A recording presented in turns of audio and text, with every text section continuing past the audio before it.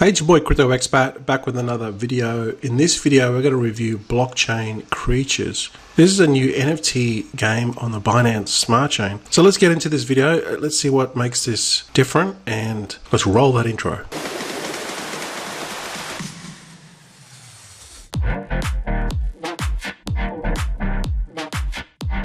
Hey guys, welcome back to the channel. You know what to do. Hit the subscribe button and that bell notification if you like these videos. If you don't hit that subscribe button and bell notification so you don't get notified when I upload my awesome vids. With that said, let's get into the review. Block creatures, play to earn NFT, Binance Smart Chain. This is the tokenomics, market cap, circulating supply, token price, tokens burnt. I'll get more into that in a second in the docs. So these are the creatures. You basically get 7 creatures, and when you mint them, or when you buy them, they get minted. There's basically 7 types of creatures that you can get. That is determined, I guess, randomly. Moolah is burnt to mint these creatures. So that's a very important point here. So Moolah is the native token, which is a great name of a token, actually, Moolah. All right. So it's burnt to mint creatures, which is awesome. So obviously that means that this is a deflationary mechanism in place. The more people that play this game, the less the supply gets. Okay, so I'll talk about tokenomics in a second. As I said, this is this cool graphic looking thing that is going to resembles the Moolah token. So this is the power up system. This basically gives your creatures power and they'll level up, and then you can earn more. Basically, you know, that's the gist of it there. The yield farming is active as well, so you can yield farm your Moolah with an LP or just stake it by itself. And then these are the socials. I will say, their Twitter, there's only 950 followers on their Twitter, so this is not a big project right now. It's just starting off, and so it's not like as if there's a lot of hype behind this one. It's actually quite under the radar. All right, this is the chart. It's currently $23. As you can see, I also purchased tokens myself, so I actually have 11.49 tokens that I purchased with my own money.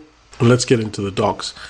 However, I will say that the devs, so Wizard Dev, he did reach out to me, and he did ask for a sponsored video. So I did receive payment. I got NFTs to make this video, but you know, with that said, I always give my honest opinion on the project regardless. You can get to the docs. Just get to the at the bottom of the page, click on the wiki, and you will just get to these docs. So this pretty much tells you how to play the game. Okay.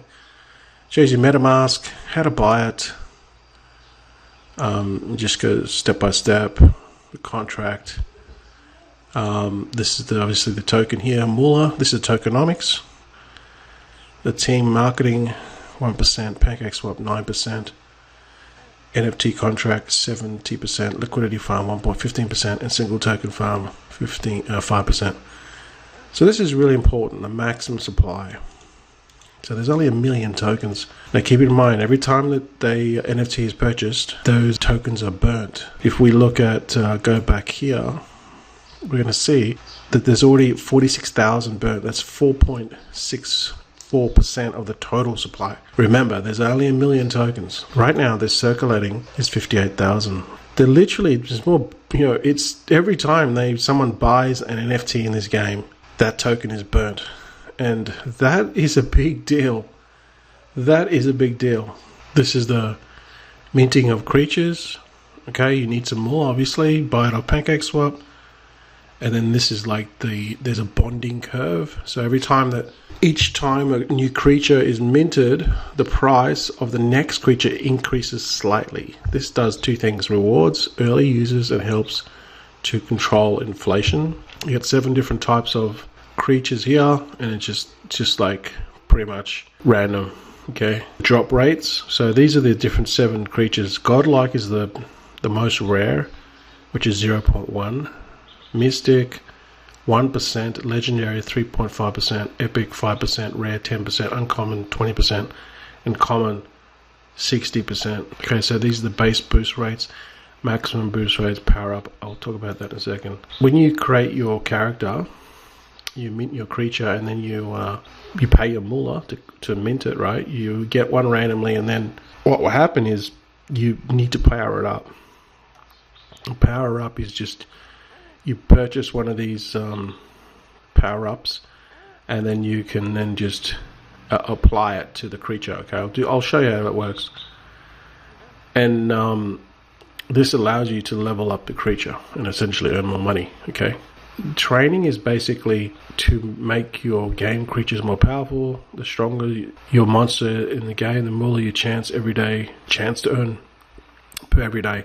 There are some limits and some ways to that you can maximize the training sessions along with cooldowns that restrict the amount of times you can battle per day. Training is a mechanic of our play to earn, and it rewards players for consistently coming back.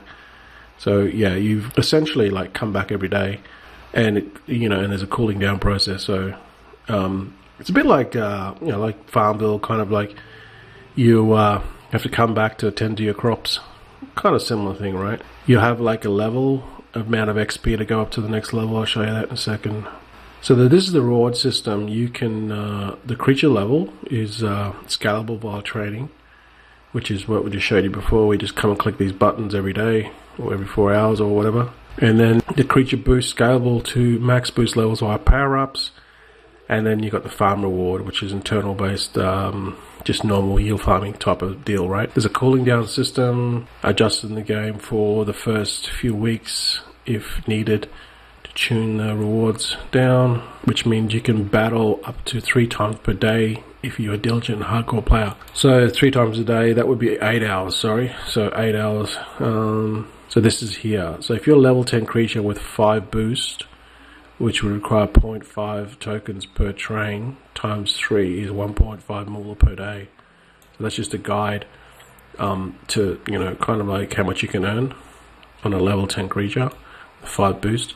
So this is a spreadsheet that just shows you like kind of like the numbers from these blocks. Okay, so this is not gospel, like this changes obviously with the price changes and everything, but it just gives you an idea on how you can earn from this, depending on what level you are.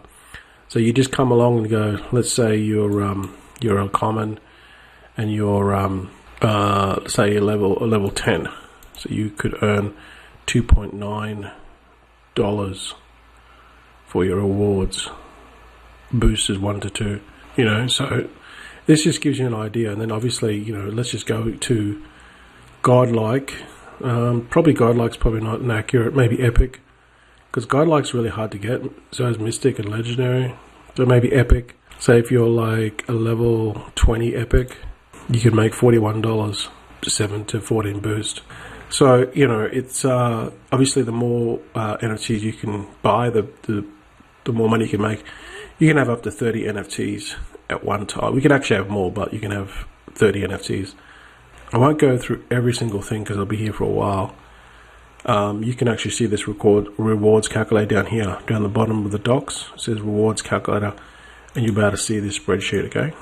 I will say that the team it's not docs, it's an anon, but from the Telegram, I found that these are the past projects and they have a good reputation.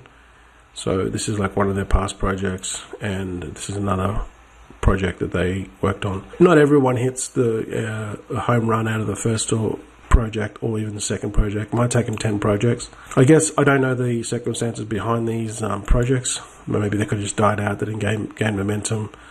But from what I heard, they do have a pretty good reputation. But obviously you need to do some more research into this. Also, there's no mention that there is the contract audit. I couldn't find any contract audit. So that's also one thing that they probably need to do if they haven't already done it.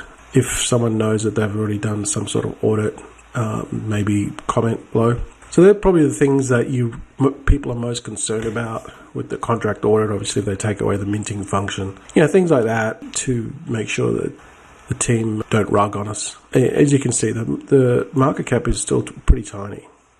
It's only 14 million. And just the token price, I will say this is a really new project, okay? If you look at the holders, let's just have a look at the holders. Yeah, there's only 1,495 holders. That is really tiny. So it's really early. Obviously, there's the most amount of risk is happening right now, okay? So now it's 1,500 holders, 1,500 addresses. Basically, there's money in 1,500 addresses.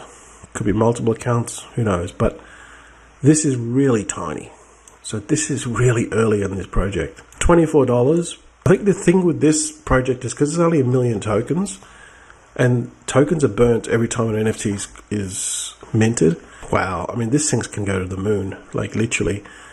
When Crypto Blades was getting 20,000 addresses, holders a day, the maximum that he reached was $1.90. So this is $1.20. This is just $24 at the moment. But Crypto Blades didn't burn. They didn't burn every time a character was created. This does. This burns. Right, this is really important. You got to understand this. Every time someone buys one of these NFTs, they burn. They burn the token. So this can go to crazy levels if people start buying, jump on this game and start buying. Let's say we get another 60,000 users in the next month, which is it's not hard to do, considering, when Crypto Blades took off. Let's just say 60,000. That would burn 60,000 extra tokens. You know what I mean? So we'll see what happens. Obviously, it's still early days. So let's just go and play the game. Obviously, you just connect your MetaMask, and then you're good to go. So you come here. You got to have some Moolah in your wallet, and then you click here and go mint, and then that's going to give you a random rarity, whatever the rarity that you're going to get. And there's 7 levels, right? And then this is your power up to power up the creature. But since the team did sponsor this video, I was able to get 1, 2, 3, 4. They gave me 4 level 1, so they gave me an epic. So an epic is pretty cool. That's pretty rare. So they give me epic, rare, uncommon, and a common. So that's pretty good. So here you go to train, okay? So train is going to basically, this is what you got to do every day. You got to come here. You got to pay gas. 15,000 is pretty cheap. Obviously, you're going to have BNB in your wallet, and then you'll just do this thing, right? Now, it says, congratulations, your monster completed its training and you have gained full experience and 0.7 Moolah rewards. So I just made some money. I made 0.07. Now there's a cooldown. See, so that's the minutes, 466 minutes until I can press that button again. So yeah, very similar to Crypto Zoom or Crypto Blades, like where you have to wait. 466 divided by 60, 8 hours. I have to wait 8 hours. So let's go to this one here, and let's go and train this one. Do this every day, literally. You're making free money, essentially. And when you power up, right, you make more money. You can make more money, obviously, according to the spreadsheet, okay? So there, I've got 0.7 Moolah. So what I'll do is I'll train all these here. Okay, I got a 0.3. Now that's 0.3 might sound like not much, and it isn't, but the thing with this is I like it how it's not, the rewards are not massive. The rewards get bigger as you level up, and I like that 0.1 because it means that it's more of a long-term game. Okay, it's not going to be like, you're going to get your ROI in 3 or 4 days. You know what's going to happen long term with that game. It's not going to be sustainable unless they lower the rewards. So now that I've done all my training, and that's basically all you do every day, let's just have a look at this one here, uncommon. Okay, so uncommon is level 2. I need 11 experience points to get to the next level. I'm assuming that's what that means. And uncommon level 2. So we go back to the spreadsheet. Uncommon level 2, which is only 4 cents, which is $1. $1. I'll have to clarify whether this is per roll or per every day. I'll have to see what this spreadsheet means. If you know what this spreadsheet means, like what these rewards are, is it every time you fight, or is it every time that, is it once a day? Could be every time you fight. Boost levels 1 to 4, okay. So that's that. And then now if you go to power-ups, so these are my power-ups, okay. So what I might do is you just got to look at what type of power-up it is, and then you have to just put it to the actual NFT. So for example, this one is a common power-up, and it's 1 boost. So that would mean that I need to get a common, right? I believe this is how it works. Okay, so this is my common here, rarity common. Then I would just get this ID, and then I would go to power-ups, and then just power up this, making sure that they match. The rarity must match. Okay, I'm assuming that's how you do it. We'll find out in a second. Use. So obviously you wouldn't put like one that's for like an epic to a common, because you're going to lose. You're going to lose the power. You just got to match them. So let's see if that worked. I think this is going to burn. Oh well, let's just go back to creatures and let's see if it worked. I don't know if that worked because I haven't. I didn't look at the boost level before I saw this. So I think that's how you do it. But anyway, if I'm wrong, let me know in the comments, okay? Like I said, I'm pretty much playing it for the first time, okay? Once I have once I use this more, I'll be able to give you a follow-up video on this, okay? So obviously you got the farm, and this is just pretty much like yield farming. You can get an LP here, click on this link, and that would take you to Pancake Swap, buy Moolah, have some BNB, and then put it, provide liquidity, and then you get your LP, and then come along here and then stake this LP. With Moolah, I can still do Moolah because I've got Moolah in my wallet, so I could stake this 11 Moolah. Yeah, so the Moolah did go to my wallet because I've seen it. It looked like it does change. So literally just I gained like not much, 0.11 Moolah or something, but I'm still making money, okay? And then this is, you got the throne, and basically the throne is you're basically collecting 10%. The king is entitled to 10% fee of all training payouts, so in the whole game, and currently it's 97 BNB. So if you've got more than 97 BNB, you can put it in here and you can claim what they call the kingship. And what will happen is you will be the next person on the throne. So this person here will be dethroned, and you will be the king, and you will be on the throne. All right. Anyone can be the king if the previous king is outbid. The BNB is returned to them with interest. I believe it's 10%. The auction system that worked on the bonding curve is based on a BNB value shown. If you claim the throne by paying BNB amount, you become the owner, and the price of the next player to claim kingship increases by 20%. Okay, so the next person will have to pay 20% on top of this price. If the current king is outbid, he will at some point be returned the BNB plus 10%. The king gets 10% of the training tokens mints from the game. That's incredible. The king gets 10% of all the training token mints from the game, from every player. This is huge because it allows the king to get passive reward during the time they are on the throne. Oh, wow, this is incredible.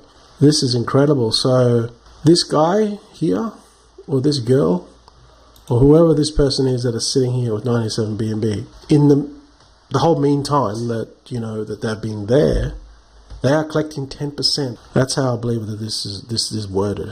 If I'm incorrect, comment below. The throne, you really can't lose, because obviously the biggest hurdle is then getting the BNB.